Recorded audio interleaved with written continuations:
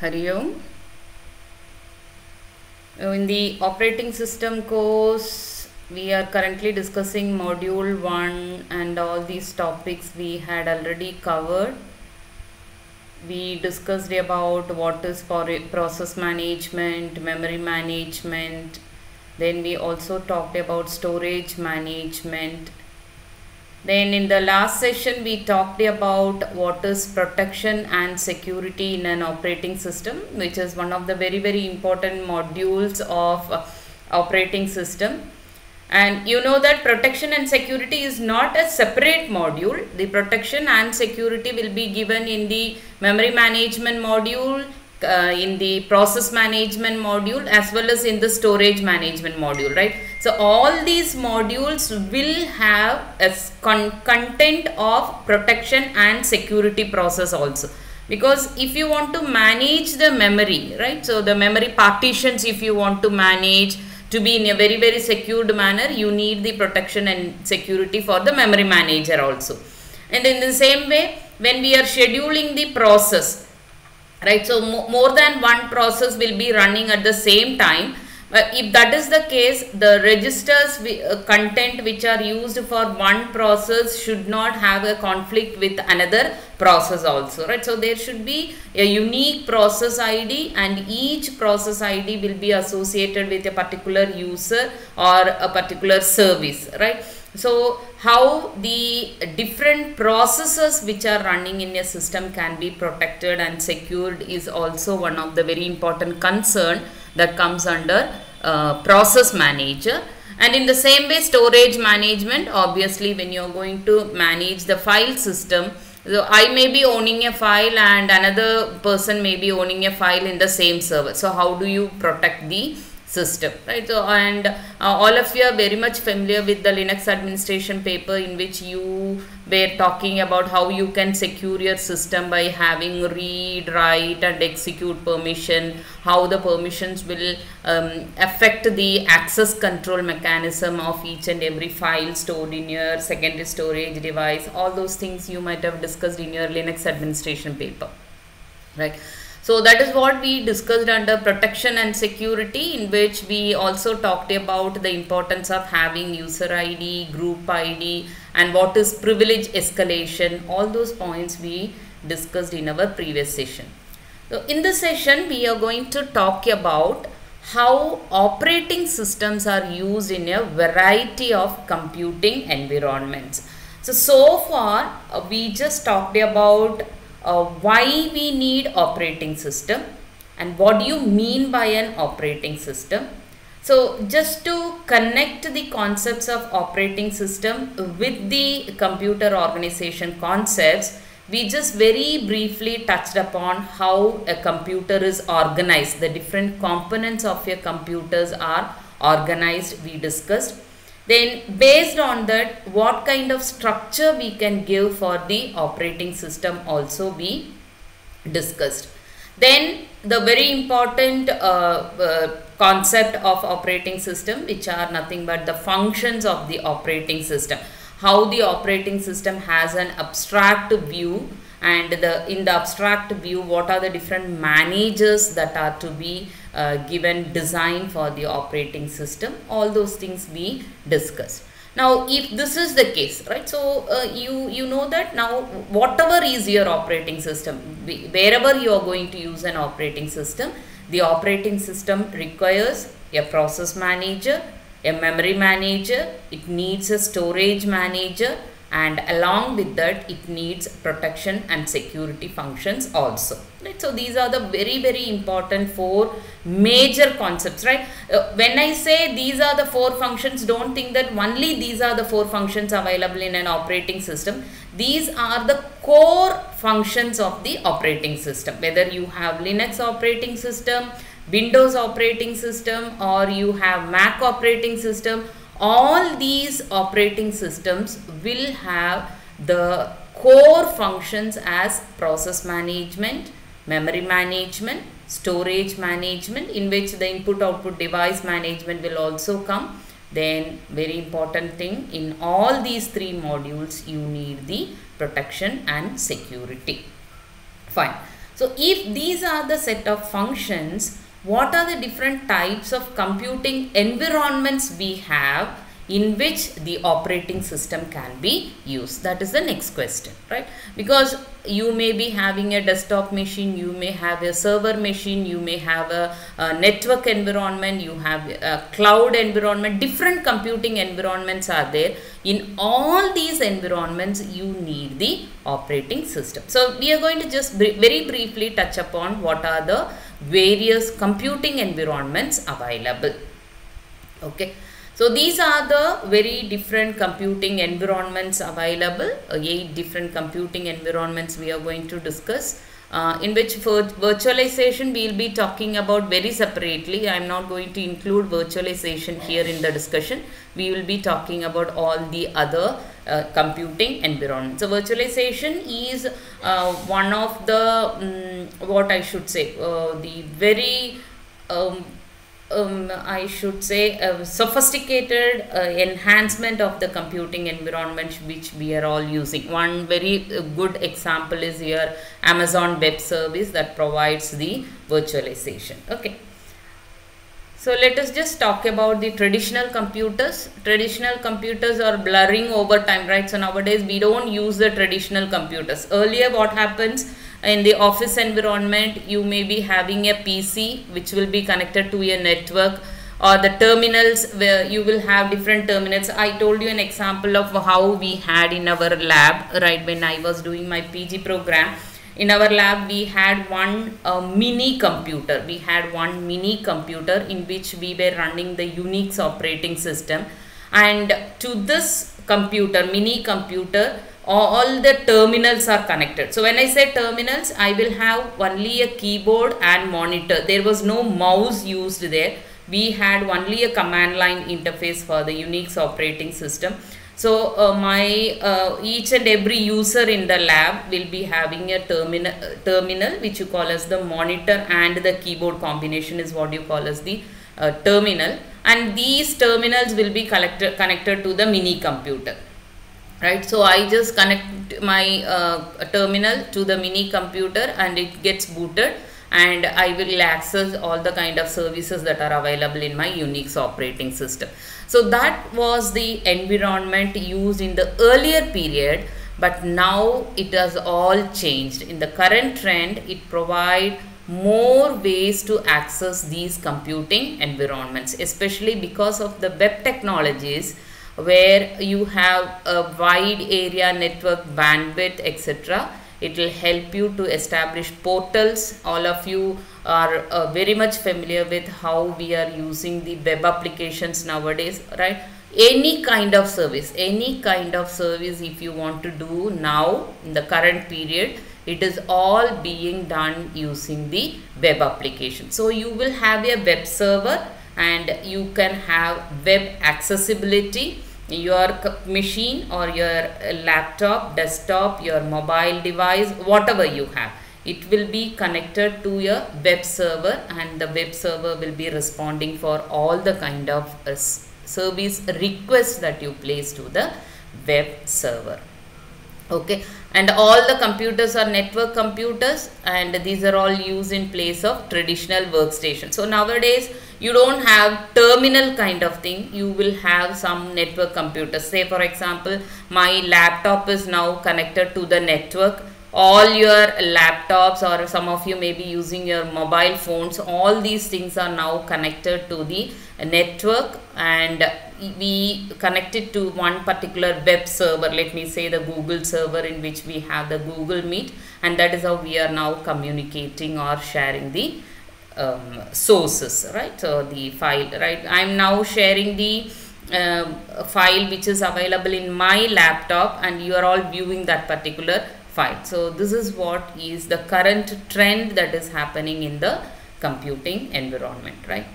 And in the same way, home networks, right, earlier used to be a single system. Then you will I don't know how many of you have come across that experience. So earlier we were having dialing system. So I used to dial my what you call my landline. Then from then I will be after dialing I will be accessing the internet. But nowadays it is not so. You have very fast data connections, and not only that, data connections are also inexpensive. And apart from that, you have firewalls are also available to protect the networks from security breaches, right? Say for example, the child filtering system may be running in your laptop, through which you are going to ask your children to get connected to the internet. So that kind of firewall can be. So what I can do now is I can configure my laptop here so that it acts as a firewall. So from my laptop, which acts as a gateway server, I can ask my children to connect to the network, so that I can monitor what kind of websites are being browsed through, and what is the kind of request going out, and what is the kind of response coming into the device. All those things can be monitored. So that is how the networks are available nowadays, even in the home environment. And not only that, mobile computers, right? You can synchronize with PCs, which allow very portable use of company information, right? So you can have n number of PCs connected in your company, and the connection will be done through wireless networks. Obviously my laptop is now connected through the wireless network to the company's portal or to your home network, or whatever you want, right? So wherever you want, you have the wireless networks available. Now the point to be noted here is, whatever is your computing environment, whether it is going to be office environment, or you are going to have home network, or you are going to have mobile computers, all these things will be having a specific kind of operating system which can operate through the networking environment also. So this is the kind of traditional computers we have. Apart from these traditional computers, we have mobile computing also, right? So when I say mobile computers here, when I say mobile computers, these mobile computers are the personal computers, right? So the personal computers like your desktop machine, your laptops, which are connected to the internet. Whereas if I say mobile computing, it talks about the smartphones and tablet computers that you are going to have for the information sharing or for the communication. Now all of you know that the features on the mobile devices are very rich nowadays, and these mobile systems are used for emailing, web browsing, for playing music, video, for reading digital books, right, for taking photos. So these are some of the features that are available in all your mobile computers. And not only that, the tremendous growth continues in wide range of applications that run on such devices. So you are all experiencing it now. You have what I should say, wide range of mobile apps available in your smartphones as well as in your tablet computers, right from gaming to all the sort of learning environment, right from gaming to learning applications are available. All your day-to-day activities can be now done through your mobile computers. So a wide range of applications, right, whether it is going to be health sector, whether it is going to be e-commerce sector, whether it is going to be entertainment, whether it is going to be learning, education, whatnot, right, everything is now available in your smartphones. And you are also coming across many developers are now designing applications that take the advantage of unique features of mobile devices, right? So this is the point to be noted here. In your mobile phone, you have lots of unique features, like you have GPS feature is available, accelerometers are available. So these features are also being exploited, and based on that people are developing some applications also. But say for example, you can have a tracking application designed so that when you install the tracking application, you can find out where your child is going and where your child is currently staying, right? So when your child is moving from one place to another place, you can easily trace where she is traveling. Suppose especially for the security purpose, this kind of applications are also available. Using the GPS system, what the application will do, it will keep track where that particular person is moving, right, or where that particular person is traveling. So those features of the mobile devices are also being exploited to design some new mobile applications, right? And especially in the mobile computer, not computers, mobile phones and the smartphones, for all the kind of online services, right, internet services, we are going to use the IEEE standard 802.11. This is the standard, wireless standard 802.11. You will be using the cellular data networks also. These are the two mobile device components that you are going to use for the internet service. One is the 802.11 wireless service. So you connect your mobile phone to your wireless network, right? So you just search for wireless network and you will be connecting it, or you will be using your mobile data, right? Cellular data network will be used for all the kind of online services or internet services, right? And you are very much familiar with these two operating systems. These are the two very popular operating systems that are available for the smartphones, iOS operating system or Google Android operating system. So the point to be noted here is, if your environment, right, computing environment is of mobile phones or smartphones, you need these two operating systems, right?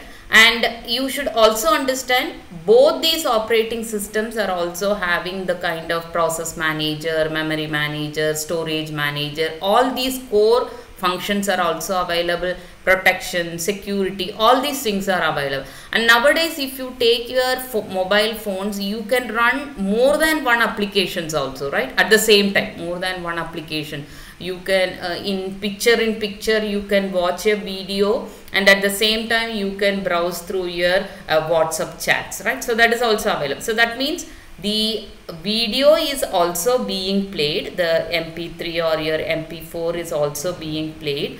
At the same time you open your WhatsApp, that means your WhatsApp application is also running. So more than one applications will also be running in your smartphones. If more than one applications are running, obviously you need a process manager. And not only that, if more than one applications are to be run, all these applications must be there in the primary memory, right? So if it is to be in the primary memory, you need a memory manager.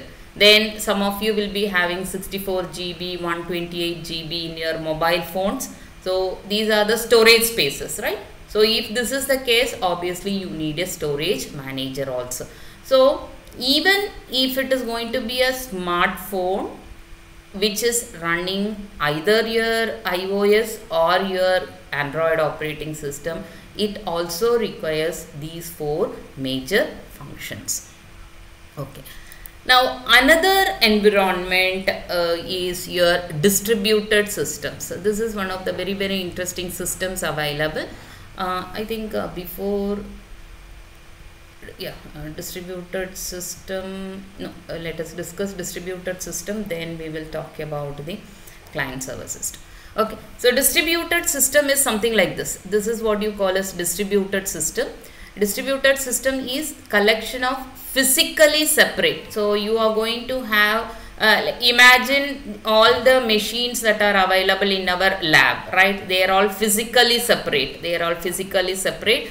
And obviously they are all heterogeneous computers, right? So some computers are having AMD machines, some are Intel machines, right? Some machines are having only 2 GB RAM, some other machines are having 4 GB RAM. So obviously the configuration of these computer systems are all heterogeneous, right? but these machines are networked together. All these machines are networked together. Why? We want to provide users with access to various resources that the system maintains. So all the resources will be shared by all the machines that are connected in this particular environment, right? And all these machines together are going to manage the entire system. That is what you call as a distributed system, right? And the advantage here is, if I am going to have a distributed system, see, in the mobile phone, mobile computing environment, what happens? Only one mobile phone is there. So the operating system, Android or iOS, will be managing only one mobile phone. Whereas here in the distributed system, this operating system should be capable of managing all the n number of machines connected in the environment, right? And the advantage here is, for all the shared resources, it will be increasing the computation speed, because you are going to share all the n number of machines processor, right? If I have 10 machines, all the 10 machines processors will be shared for doing one particular task. Data availability, the data can be spread among all the 10 machines that are connected in the distributed system. Reliability, in the 10 machines, even if one machine has gone down, the remaining 9 machines will be responding for the user request. So it is highly reliable. So in the distributed system, what happens? All the resources are being shared, which increases the speed of computation.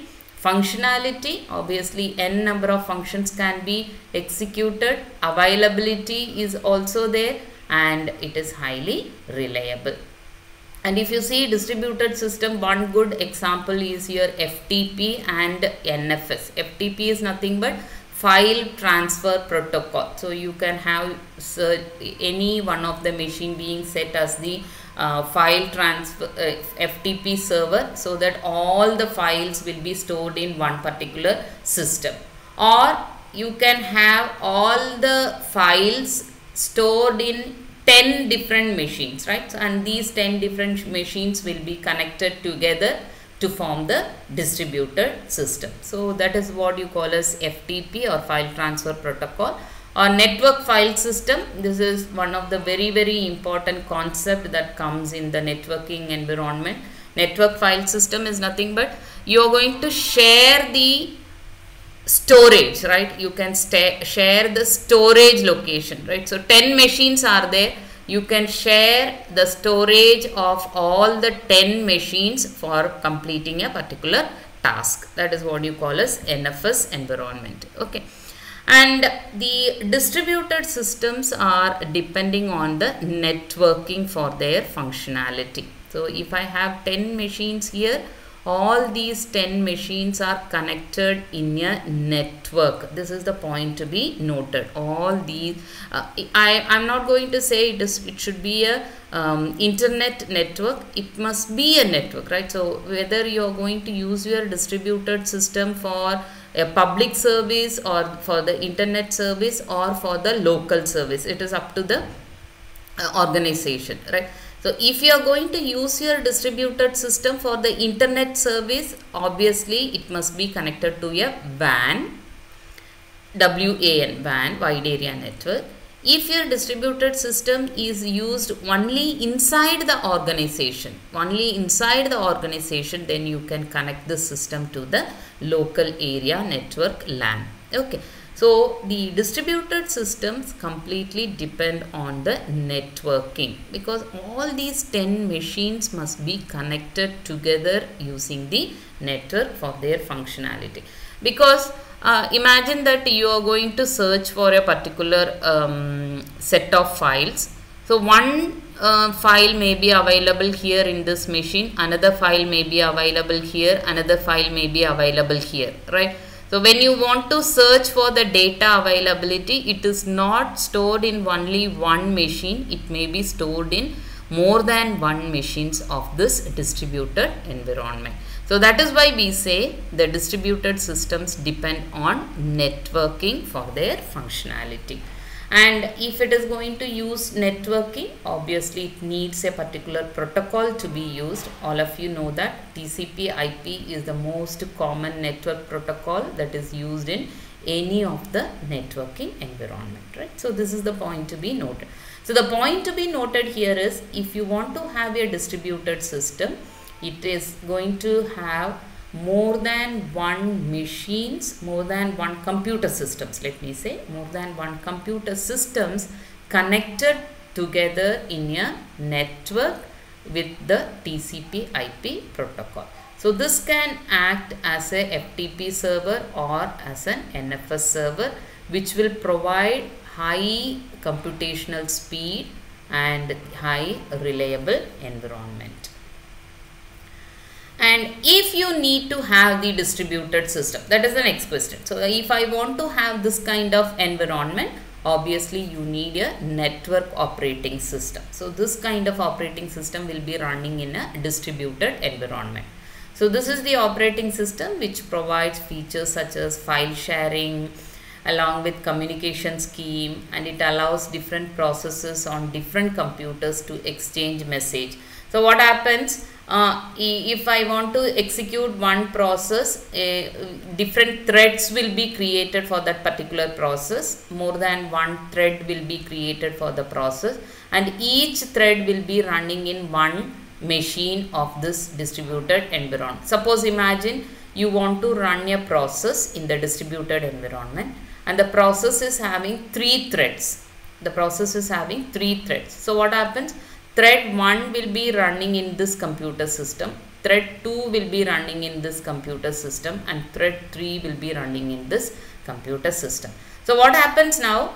You are having only one processor in each computer system, but since it is a distributed system, you are now having 3 processes, right? All the 3 threads are running in 3 different processes in a simultaneous timing environment, right? Concurrently you can execute at the same time. At time T1 itself, you can execute thread 1, thread 2 and thread 3. That is the advantage of having the network operating system in the kind of distributed environment. Okay, so different processes can run on different computers at the same time, which can exchange messages. When I say exchanging messages, we had seen like in the process manager, it should be capable of inter-process communication and inter-process synchronization, right? Inter-process communication and inter-process synchronization must be there for the process management. Obviously, when you are going to run a process in 3 different computer systems, then the 3 threads may need to get communicated, for which you can use the network operating system. So the operating system is not only used in the traditional computers like your personal computers. The operating systems are used in mobile phones. Operating systems are also used in distributed system. So if it is used in distributed system, then these kind of operating systems are called as network operating system. Okay. Then the next one is client server computing environment. This is what you're all experiencing nowadays, right? Your laptop is connected as a client to a server machine, to a Google server now. So many of today's systems act as server system to satisfy requests that are generated by client system. Say for example, your ETLAB is a server system and your mobile phone or your laptop is a client system. So this form of specialized distributed system, this is a specialized distributed system. If you take your institution's ETLAB server and all your laptops or your mobile phones, the system is client server computing environment, which you call as client server system. So this is what you see now. This server is your ETLAB server, and you connect your ETLAB server to the network on all the client desktop machine or your laptop or your smartphone. Everything can be connected through the inter-network. Then it can access the services that are provided by this server. So ETLab is now providing different kinds of services, right? So it provides your Google Meet services available. It provides the examination services available. It provides a progress report services available, and it provides like what I can say, like timetable, right? So different kinds of services it is providing. All these services will be accessed by the client desktop, laptop or smartphone over the network. So this is another diagrammatic representation of client server architecture. Different clients are there. Network environment is available. Client will be requesting for the server any kind of service. Whatever service is provided by this server, that will be requested by the client. And you can understand here, the server may be providing more than one service. Service 1, service 2, service 3, like the different services.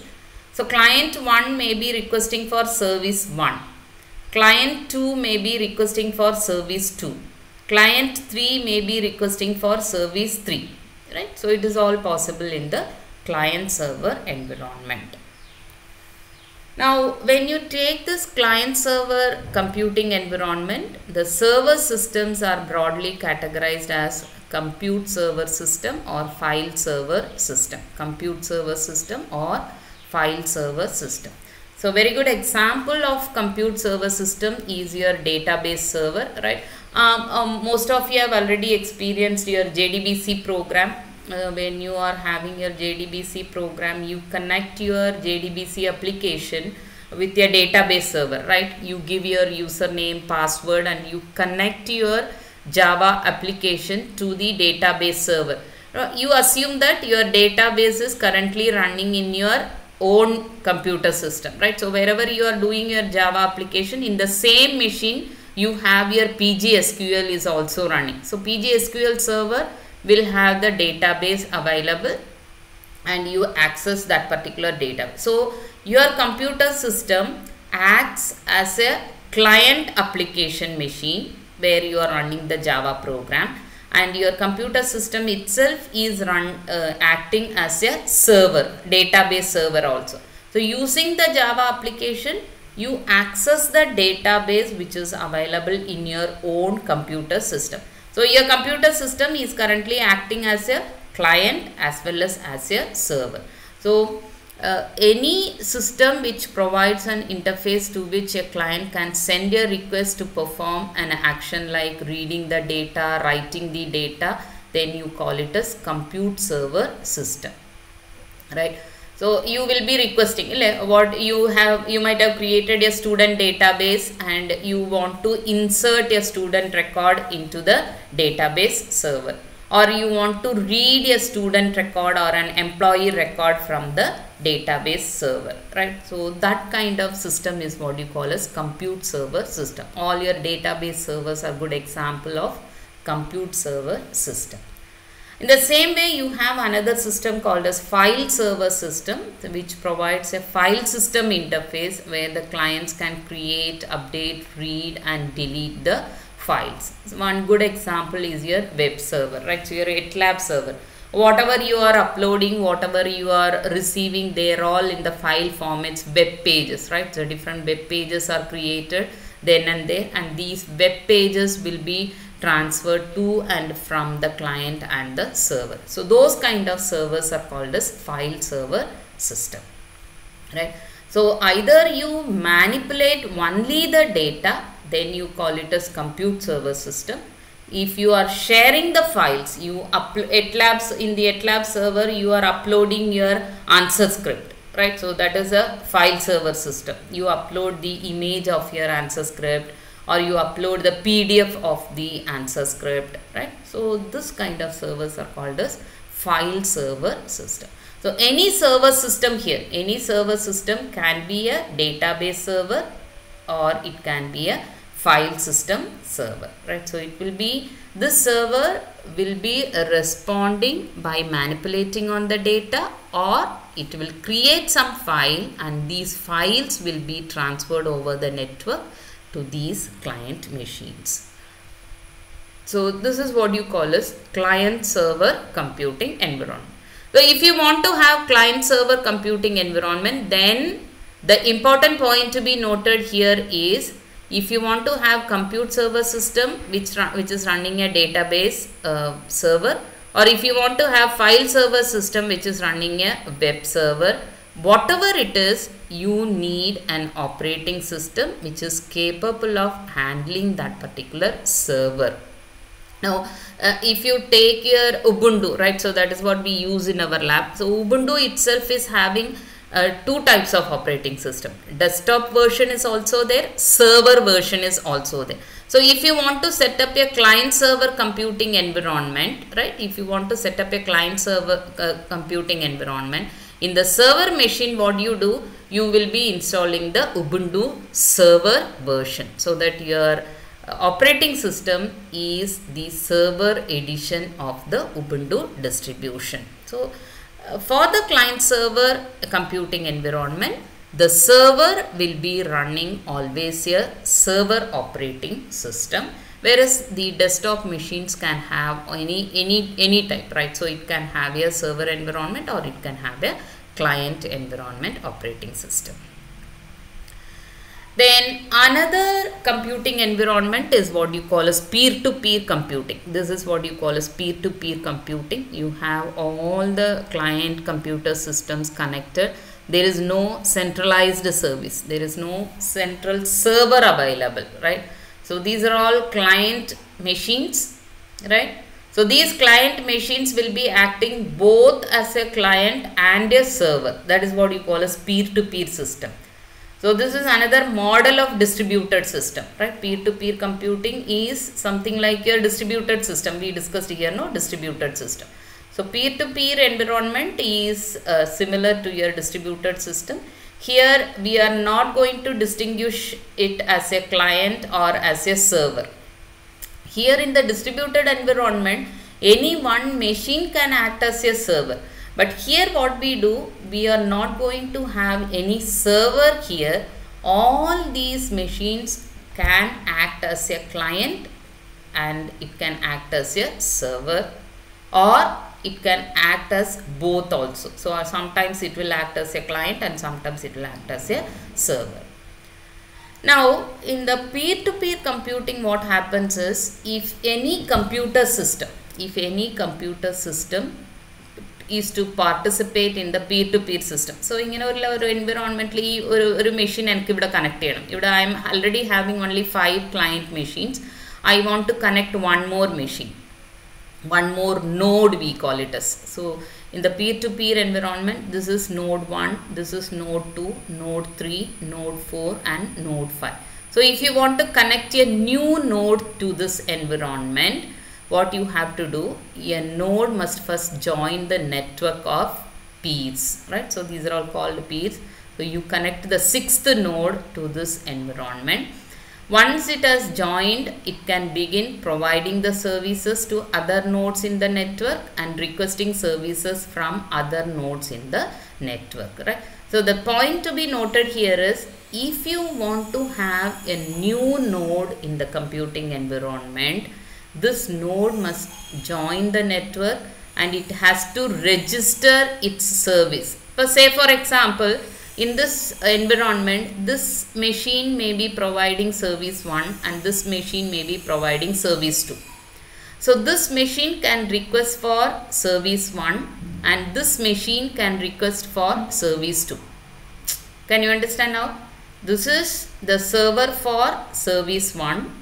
This is the server for service 2. Okay. And it is going to request for service 1. By the time this is acting as a client. And this is going to request for service 2.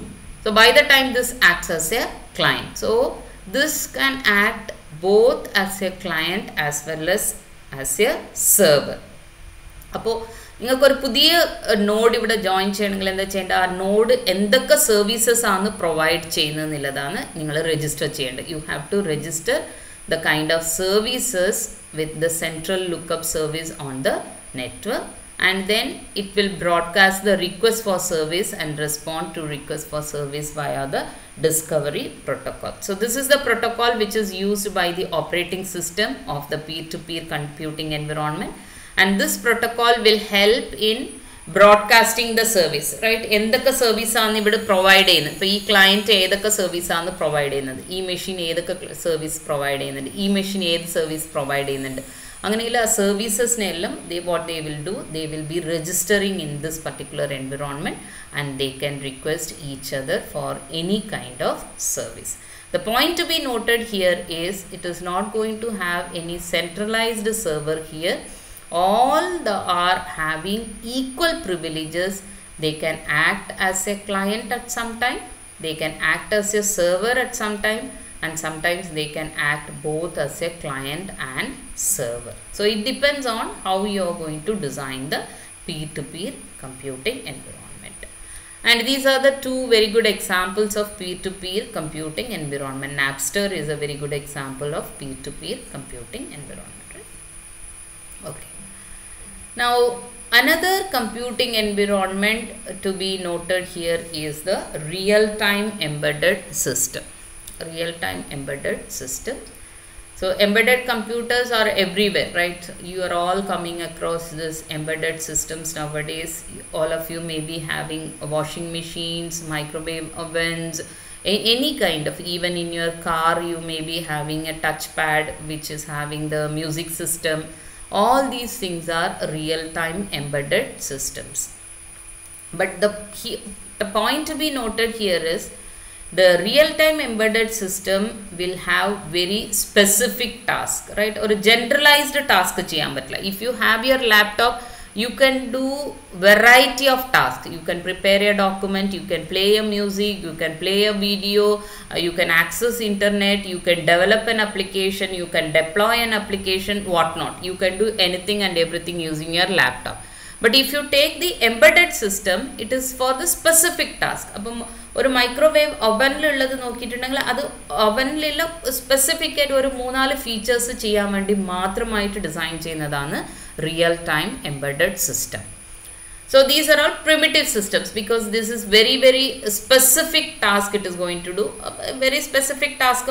For example, if you take your washing machine, it is used for rotating the machine, right? So running the machine or operating the machine, washing machine.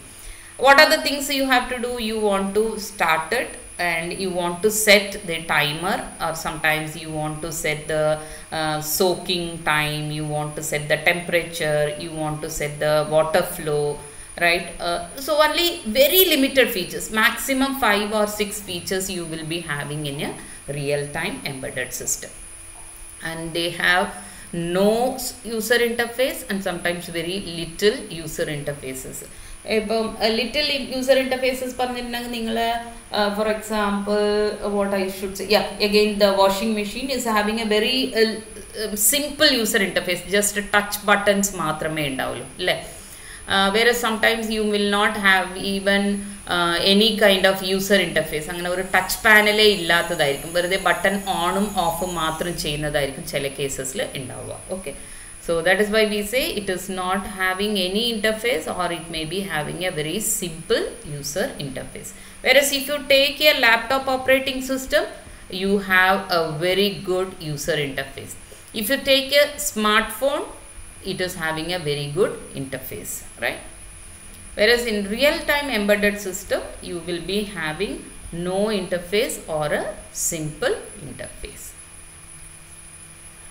And if you take the embedded systems are varying in these cases. You have general purpose computers, right? So these are some of the embedded systems available. You have Linux operating system, right? Special purpose applications to implement the functionality. I should give you an example of like network monitoring, right? So you have a network environment, wide area network, or you have a local area network in bigger organizations. What they will do, they will have a separate network monitoring device. They will have a separate network monitoring device.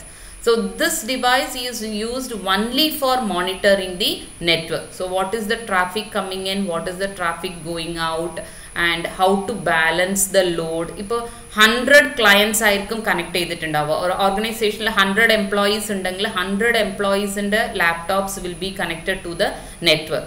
So which employee is browsing through which particular web service, or what kind of request is coming from the organization, what kind of request is going into the organization, whether the packets which are received and sent are safe for the local area network. Angantha network monitoring operations if you want to do, you have an embedded system called as network monitoring embedded system, which is used for the general purpose.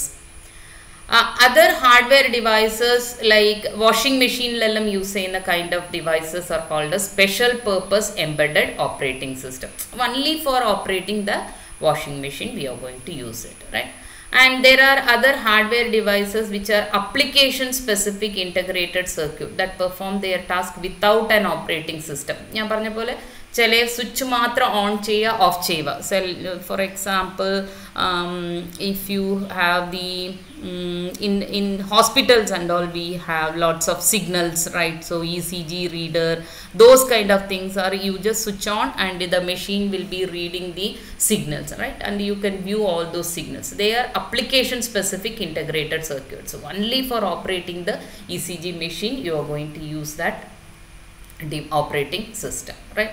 So these are some of the embedded systems available, and in these embedded systems you will have specific operating system. For example, network monitoring device aanengil Linux poleyulla or operating system is more than enough. Whereas here for the washing machine and for your hospital monitoring tools and all, you will design an operating system which is going to have the specific task being done. Okay, and all the embedded systems are all real-time operating system. All of you know that in hospital management, or in your washing machine, or in your microwave oven, or in your network monitoring devices, they are all real-time operating systems. And the very important point to be noted here is the real-time operating system is used when rigid time requirements have been placed, right? So very specific timing. If you have 20 minutes on spinning time, 20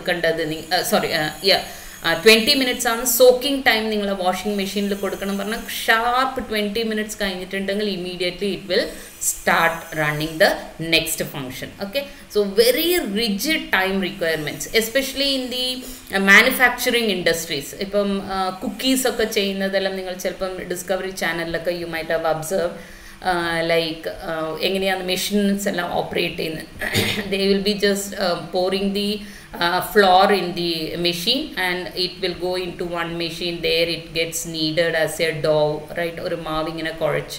Then what it will be sent to another machine for placing the cookies, right? The cut it proper shape like a cut it the machinery like a bomb. Then it will go into another oven, right, where it gets cooked, not cooked, baked. So like that, if you have very rigid time requirement, then we will be using the real time operating systems. So most of the time it is used as a control device in a dedicated application. Very good example is in the manufacturing industries, it is used as the control device. And your real-time system is well defined, and it must have fixed time constraints. Appa machineries operate cheyyumbom itra seconds in the ullil you have to move that cookies, right? Otherwise it gets overcooked or over baked, right? So it is very important time constraint. Itra seconds in the ullil it has to go to the next one. Appo packing undengal, if imagine or packing machine undengal, packing machine undavum ningala content ainde ullil allengil എന്താ പറയുക cookies പാക്കറ്റിൻ്റെ ഉള്ളിൽ പോയ പാട് തന്നെ immediately it has to be sealed and it has to be moved, right? അപ്പോൾ അത്രയും fast ആയിട്ടായിരിക്കും ചെയ്യേണ്ടത്. അപ്പോൾ you cannot even waste a single second in the case of real-time operating system. So time, response time is very important in the real-time operating systems. So processing must be done within the defined constraints. Time constraint is very important, otherwise the system will fail. And this is a very good example for real-time operating systems, mission critical applications like aircraft controls, or you have flight simulators. These are all very good examples of the embedded systems that are running in the real-time environment. Okay, and the last one is your cloud computing environment. So cloud computing, you know that it's a type of computing that delivers computing, storage, and even applications as a service across a network. And it is actually a logical extension of virtualization. I should say this is the cloud computing environment. You will have a firewall, you will have a load balancer. These are all virtual machines, virtual storage, cloud management services, cloud customer interface. All these things are available. So the customer request will come into this interface first, then it will enter into the cloud management services for different kinds of commands, and it will enter through the firewall, and it will enter into load balancer. From there the services will be accessed. This is the diagrammatic representation of the cloud computing environment. So customer request over the internet, and it will be coming through the cloud customer interface. Up Amazon Web Service la ningal register cheyidittundengal you will have an interface. That is what you call as cloud customer interface. And this, through the interface, you will get all the sort of commands which are provided by the cloud management services, and this interface is used for getting all the commands. Then after this, what you are going to do, you are going to have the firewall. Other the interface, you say that you are going to request for a service. So this service request will get into the firewall. Then from the firewall, the load will be balanced, and you will get all the kind of services. So this is what is done by the cloud computing environment. And the operating systems like Windows 95 client side have evolved into Linux, Windows XP, which can be clients as well as servers in the cloud computing environment, right? And here the point to be noted is your personal computers are the devices becoming network to allow all the sort of web access, and using which you can have all the services provided by the cloud environment to be accessed. So if you take the cloud computing, you can have a public cloud, private cloud is also there. Public cloud is what you use in your Google, right? So that is a public cloud. All your Google Sheets, your Google Classroom, these are all public cloud. Private cloud, your ETLab server, right, which is owned by your own company. You call it as private cloud. An example is our ETLab server. Hybrid cloud, that includes both public and private cloud component. If for example, ningalde chinnarts.ac.in mail, chinnarts.ac.in mail ID is the hybrid cloud. It is actually available in the public cloud, but it is specific for Chinmaya Arts and Science College for women, right? So then it becomes a hybrid cloud. And not only that, the cloud computing environment will provide software as a service, platform as a service, or infrastructure as a service. If you take ETLab, ETLab provides both infrastructure as well as service, right? It is not providing platform, but it provides the service, and it is also providing the infrastructure for it. Storage allam nammal ETLab server la cheyna. Appo storage facility it is giving, it is also giving the softwares, right? So whether if you take your Google Sheet, your your Google Sheet, your Google Doc, it is a software as a service, right? And as I told, you can create some virtual machines also. If you use your Amazon Web Service, you can create a virtual machine. But when you create a virtual machine, it gives you platform also, right? So here in the virtual machine, you can specify what kind of machine configuration you want, what is the operating system you want, whether you want to have a database server or not. All these things can be mentioned. Anganilla oru machine ni create edittu ningalku Amazon therua. Okay, so that is what you call as platform as a service. Or if you want to have only storages, cloud namukku storage space mathram nammal purchase cheyum. and that we can upload all our files, etc. Instead of taking backup every time and keeping the backup separately. അതൊരു വലിയ hectic task ആയിരിക്കും bigger organisation. So what they will do, they will store all their files, confidential information, etc., data, everything will be stored somewhere. You call it as infrastructure as a service.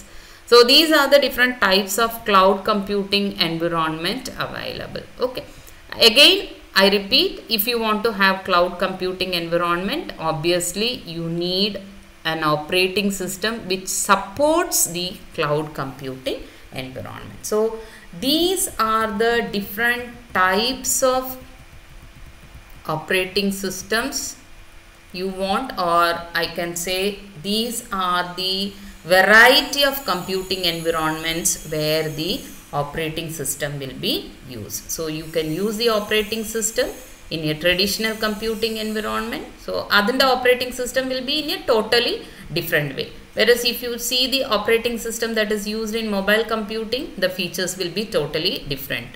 The operating systems that are used in distributed client server or peer-to-peer is going to be totally different. And especially in the virtualization environment, the operating system will be completely a different one. In the real-time embedded system, the operating system is going to have different kinds of features. So the point to be noted here is, if I have this many number of computing environments, the operating system is to be designed with this many number of features according to your own purpose and the service. Okay, so that is the point to be noted here. So with that, we are completing the different computing environments of an operating system. Thank you.